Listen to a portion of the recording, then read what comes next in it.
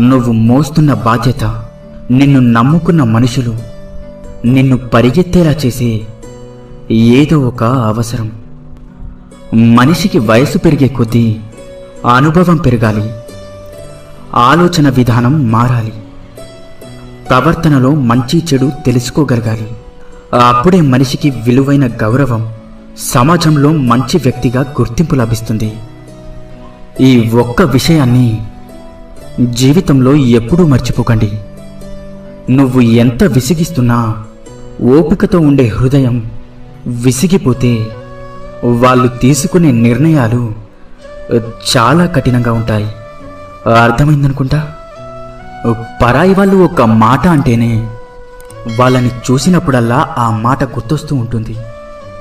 ఇక సొంత వాళ్ళు అంటే ఆ మాట జీవితాంతం గుర్తుండిపోతుంది.